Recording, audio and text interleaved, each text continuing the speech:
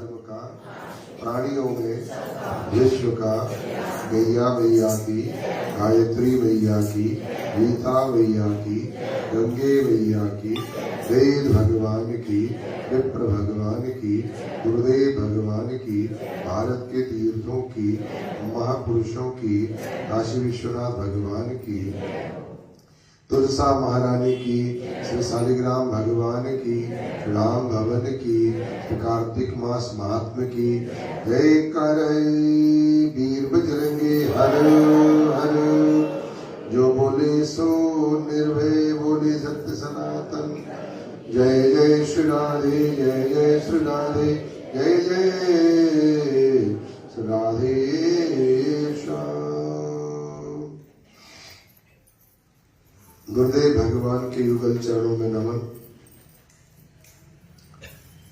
प्रिय रमन जी, राम भवन कमेटी के समस्त सदस्यगण, श्री हनुमान चालीसा मंडल के समस्त सदस्यगण, महिला मंडल की मेरी माताओं बहनों, पवित्र श्री राम भवन के इस प्रांगण में उपस्थित कार्तिक महात्म्य श्रवण करने के जिज्ञासु सभी भगवत भक्त प्रेमी बंधुओं, भक्ति स्वरूपा माताओं, शक्ति स्वरूपा बहनों, परमपिता परमात्मा की बहती अनुकंपा नियमित रूप से बरस रही है। लगभग विगत 19-20 दिनों से पवित्र श्री राम भवन में महीनों में श्रेष्ठ महीना, महीनों में उत्तम महीना कार्तिक महीना, ब्रह्म मुहूर्त में महात्म्य श्रवण करने के लिए नियमित रूप से हम लोग आ रहे हैं। ये जब परमात्मा कृपा करते हैं तो उसी को बुलाते हैं। घर घर में किसी को बुखार है, किसी को कुछ है, किसी को कुछ है, तड़पते रहते हैं मन में, लेकिन आ नहीं पाते क्योंकि उनके ऊपर प्रभु की कृपा नहीं है, उनके ऊपर माया का जाल है। इतने मैसेज देने के बाद, इतने संदेश देने के बाद, इतनी सूचनाएं, इतना प्रचार प्रसार करने के बाद भी यदि लोग ना आ पाए, फिर भी राम भवन में तो संख्या अच्छी होती है, बहुत सारे लोग तड़पते रह जाते हैं, नहीं आ पाते, मजबूरी है, शरीर अस्वस्थ हो गया है। जो लोग आ रहे हैं वो बड़े भाग्यवान हैं, बड़े भाग पाई सत्संगा, ये मिलता ही बड़े सौभाग्य से है। जिसके ऊपर प्रभु कृपा करना चाहते हैं उसकी तो बाजू पकड़कर यहां लाकर बिठा देते हैं। तो जिसके ऊपर प्रभु की कृपा नहीं होती है वो तड़पते भी रह जाए, छटपटाते भी रह जाए, वो नहीं आ पाते। बहाना कोई भी बन सकता है। ये कल चर्चा चल रही थी, कलमासपाद नाम के राजा को गुरु के द्वारा श्राप लगा। गुरु से श्रापित होकर राक्षस बनकर जंगल में गया। सैकड़ों योजन भूमि को उसने जीव रहित कर दिया। सबका मार मार कर मांस खाया। अंत में ब्राह्मण ब्राह्मणी दिखाई दिए, ब्राह्मण को मार दिया, ब्राह्मणी ने भी श्राप दे दिया, ब्राह्मणी को इसने श्राप दे दिया। अब ये सब के सब राक्षस बन करके घूमते फिरते किसी स्थान पर पहुंचे थे। वहां पर पहले से बड़ा भयानक ब्रह्म राक्षस किसी बट वृक्ष की कोटर में बैठा हुआ था।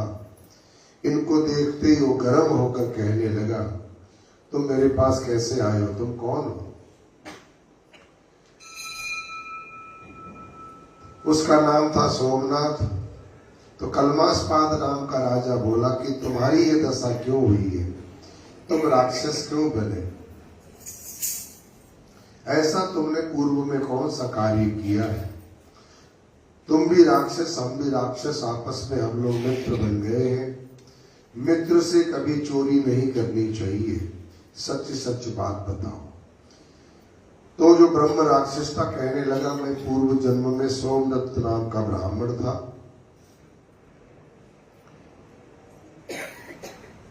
मदयुक्त विधा के साधन से गुरु को उदासीन किया, गुरु के मन को सताया, इसलिए इस गति को प्राप्त हुआ। गुरु की सेवा करो, पहले तो गुरु बनाने की जरूरत नहीं, गुरु बना लिया तो गुरु की सेवा करो, ना भी कर सको तुम्हारी इच्छा है, लेकिन गुरु के मन को कोई ठेस पहुंचे ऐसा व्यवहार नहीं करना चाहिए। गुरु के मन को ठेस पहुंचता है जिस शिष्य से, वो शिष्य अगले जन्म में ब्रह्म राक्षस बन जाता है। वो कहता है मैं भूख प्यास से युक्त, बहुत तंग परेशान, ये राक्षसत्व का शरीर भोग रहा हूं। कलमास्पाद कहने लगा, गुरु कैसा होता है, किसको गुरु कहते हैं, और तुमने पूर्व में किसकी स्तुति की? सोमदत्त तो कहता है, गुरु बहुत प्रकार के होते हैं। वेद शास्त्र सुनाने वाले, नीति का रास्ता दिखाने वाले, मंत्रों की व्याख्या करने वाले, वेद वाक्य का संदेह दूर करने वाले, भय से रक्षा करने वाले, अन्नदाता शिक्षा देने वाले, बुरे कर्मों से रोकने वाले, ससुर है, मामा है, बड़े भाई है, पिता है, गर्भ से मृत्यु तक कर्म कराने वाले, ये सब गुरु हो, गुरु तुल्य ही माने गए। इन सब की वंदना करनी चाहिए। कलमास्पाद कहने लगा, तुमने बहुत सारे गुरु बताए, इतने सारे गुरु की तो सेवा नहीं हो सकती, इनमें से श्रेष्ठ कौन है?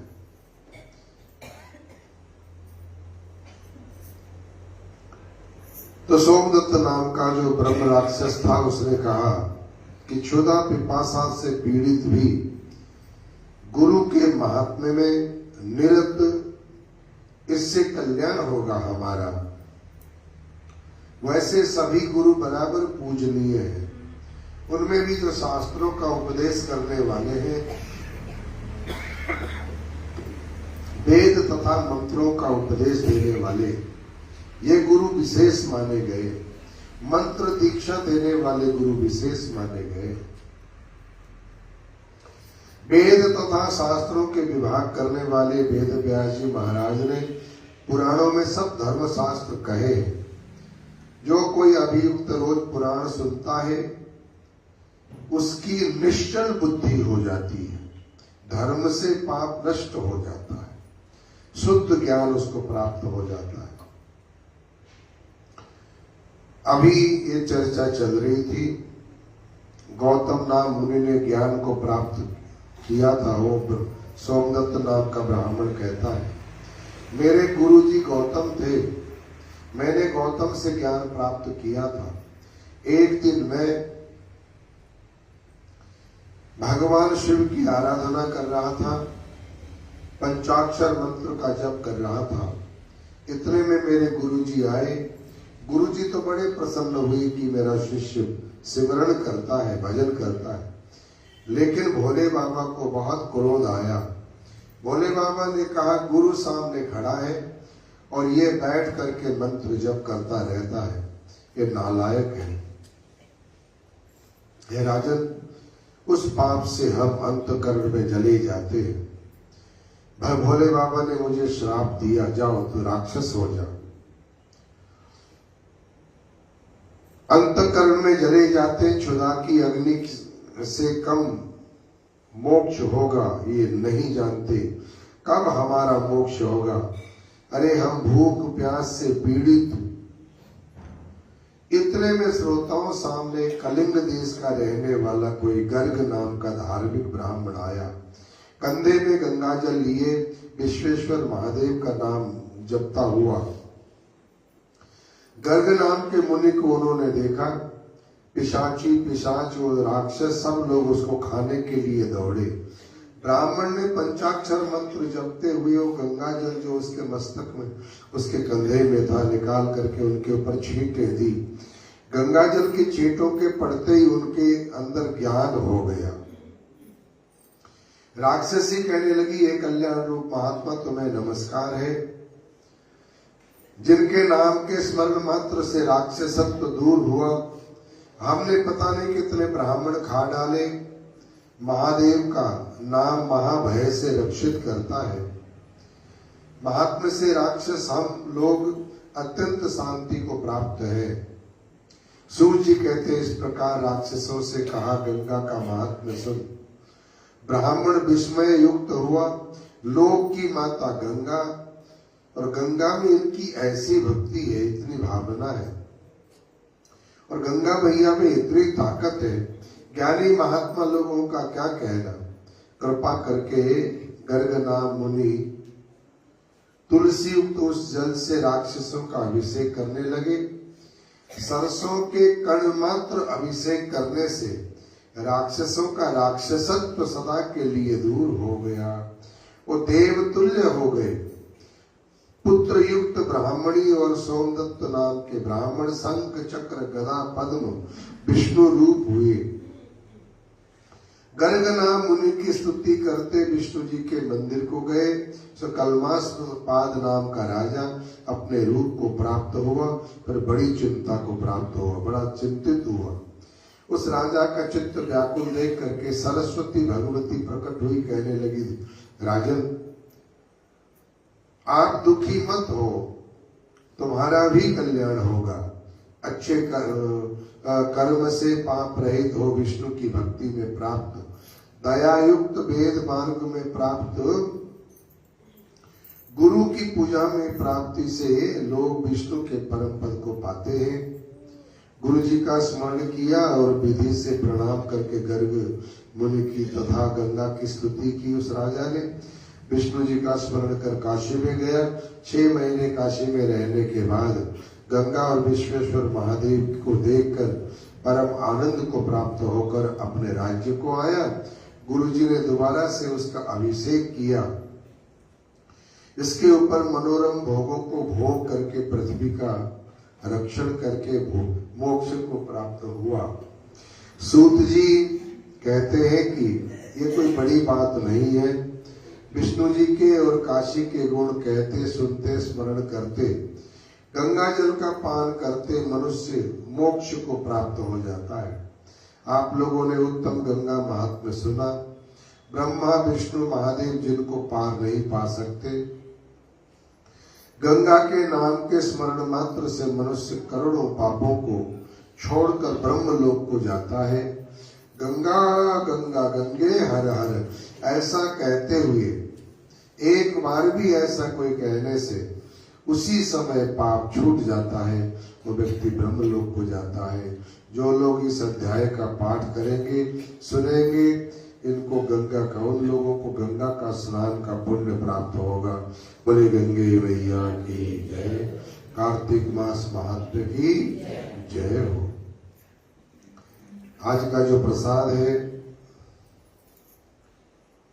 वो श्री अशोक कुमार जी गाड़ी, श्रीमती ओम लता जी गाड़ी और समस्त गाड़ी परिवार की तरफ से आज का प्रसाद वितरण हो रहा है। श्रीमती सुनीता पटेला जी, नितिन पटेला जी, समस्त पटेला परिवार की तरफ से भी प्रसाद वितरण हो रहा है। चाय का प्रसाद भी है। श्री परमजीत सचदेवा, श्रीमती प्रवीण रानी जी सचदेवा, उनके सुपुत्र कपिल के जन्मदिन, वो छोटे सुपुत्र सचिन के विवाह की खुशी में समस्त सचदेवा परिवार ने चाय आदि का इंतजाम किया है। जिन्होंने भी प्रसाद और चाय का प्रबंध किया है, परम पिता परमात्मा से प्रार्थना करते हैं जिस मनोभावना और कामना को लेकर इन लोगों ने ये सेवा की है, इनकी हर तरह की इच्छा परमात्मा पूरी करे। ईश्वर के चरणों से प्रीति धन धान्य ऐश्वर्य की वृद्धि हो, सारे सुख के साधन इनको प्राप्त हो। ओम शांति।